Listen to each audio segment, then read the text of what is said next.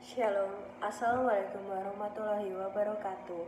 Om Swastiastu, Namo Buddhaya, salam kebajikan, Bapak, Ibu, dan saudara-saudara sebangsa dan setanah air. Puji syukur saya sampaikan kepada Tuhan Yang Maha Esa, karena saya diperbolehkan untuk menyampaikan pidato putus rantai penyebaran supaya tak banyak korban. Pada saat ini, negara kita tercinta yaitu negara Indonesia telah dilanda oleh suatu virus yaitu virus corona COVID-19. Coronavirus merupakan virus yang menyerang saluran pernafasan dan dapat menyebabkan gangguan pernafasan berat, pneumonia akut sampai kematian. Infeksi virus ini pertama kali ditemukan di Wuhan, Cina pada tanggal bulan Desember 2019 dan akhirnya menyebar ke beberapa negara termasuk Indonesia. Gejala dari virus ini seperti flu, demam hingga di atas 30 derajat Celcius, batuk dan nyeri dada sesak. Oleh sebab itu, kita dapat menghindari penyebaran virus ini dengan tidak kontak langsung dengan orang lain dan bila merasa badan kurang enak badan bisa beristirahat di rumah. Pada awalnya masuk Indonesia ditemukan di seorang perempuan yang berkomunikasi dengan seorang laki-laki warga negara Jepang di suatu klub dansa. Tak lama setelah ditemukan wanita tersebut dilakukan tes atau coronavirus di mana wanita tersebut terinfeksi virus corona dan juga orang tua dan kakaknya juga terinfeksi virus corona.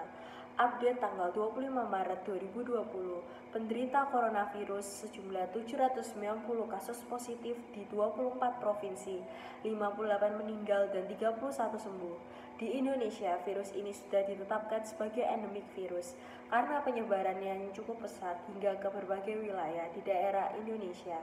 Dengan adanya penyebaran virus corona ini, kegiatan sosial di antara masyarakat dengan melakukan social distancing, di mana social distancing berarti menciptakan jarak antara diri sendiri dengan orang lain untuk mencegah penularan penyakit tertentu, di antaranya diatur dalam Undang-Undang Nomor 6 Tahun 2018 tentang kekarantinaan kesehatan, tepatnya pasal 59 dan 60. Pada pasal 59 ayat 2 menjelaskan bahwa pembatasan sosial lebih bertujuan untuk mencegah meluasnya penyebaran penyakit yang terjadi antar orang di suatu wilayah.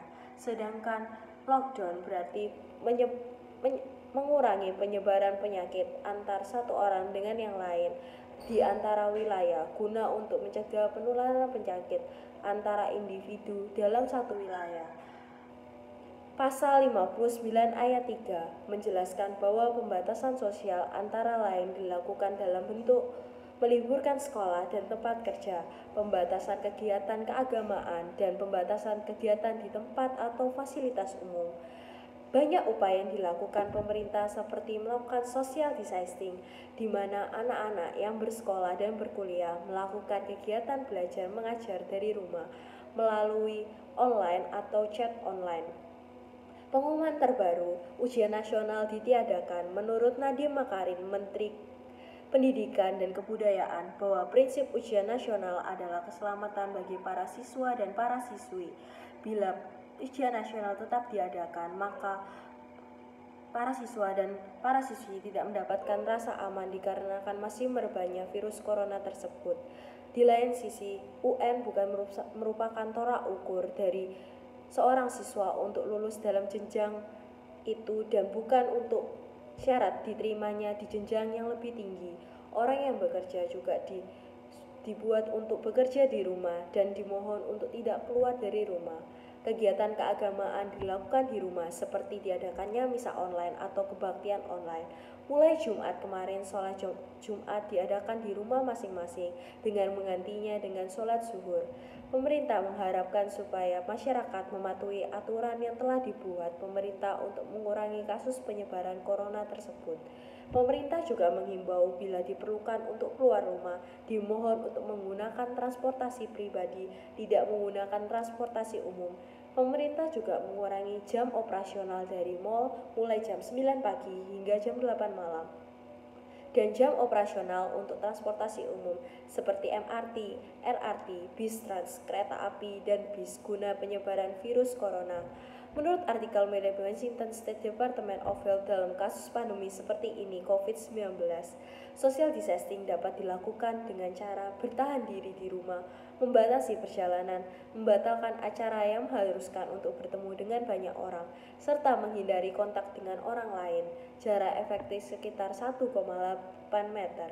Pemerintah juga mengimbau masyarakat untuk tidak keluar rumah, supaya penyebaran tidak terlalu luas dan korban tidak makin banyak.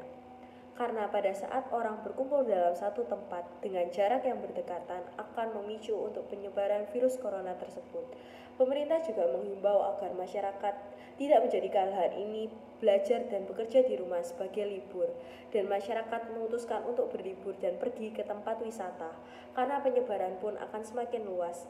Pemerintah menegaskan supaya masyarakat tidak membuat keramaian dikarenakan pemerintah akan memberikan sanksi yang tegas bagi mereka yang berani untuk membuat keramaian. Pemerintah juga membuat rumah sakit darurat corona dikarenakan jumlah corona yang semakin hari semakin bertambah banyak.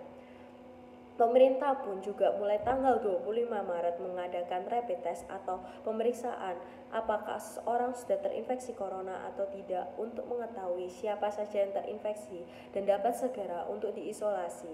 Pemerintah berikan pula tunjangan bagi mereka para perawat medis dan dokter sebagai garis terdepan dalam menghadapi kasus corona ini.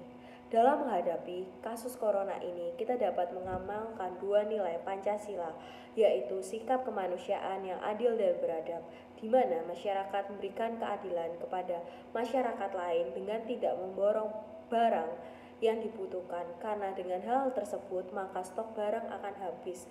Kekhawatiran masyarakat yang terlalu berlebihan untuk memborong barang membuat masyarakat lain yang tidak memborong barang tidak mendapatkan dan tidak tercukupi kebutuhannya, sehingga perilaku tersebut merupakan perilaku yang tidak adil. Dan yang kedua adalah perilaku masyarakat, di mana masyarakat ikut serta dalam memborong masker dan hand sanitizer. Apakah tidak terfikirkan bahwa mereka para tenaga medis sudah berkontak langsung dengan pasien corona, dan bila mereka tidak memiliki alat kesehatan dan alat kesehatan itu jumlahnya terbatas, maka nyawa mereka akan terancam.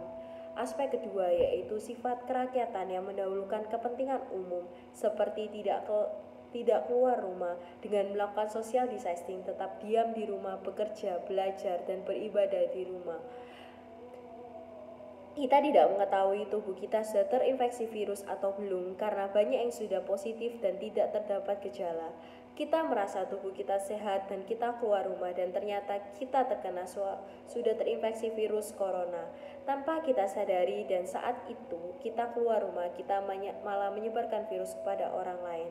Dengan hal itu malah membuat rantai penyebaran semakin meluas dan banyak korban terkena virus corona. Dengan itu, sebagai generasi muda yang baik, kita mengikuti saran dari pemerintah dengan melakukan social distancing, dengan diam di rumah melakukan kerja, kuliah, sekolah, dan beribadah dari rumah, guna memutus rantai penyebaran virus corona. Dengan melakukan hal kecil seperti itu, kita dapat mengurangi jumlah kematian orang yang terinfeksi virus corona dan membantu para medis untuk tidak bekerja ekstra karena banyaknya pasien corona yang harus diisolasi, agar negara Indonesia tercinta ini dapat kembali aman dan tentram dan menjadi lebih baik. Terakhir, cuci tangan yang bersih, jaga kesehatan karena kondisi badan yang tidak fit menyebabkan virus masuk. Tetap belajar, tetap bekerja, dan tetap beribadah. Solidaritas masyarakat adalah modal sosial kita yang penting untuk menggerakkan kita bersama-sama untuk melawan COVID-19. Stay safe at home.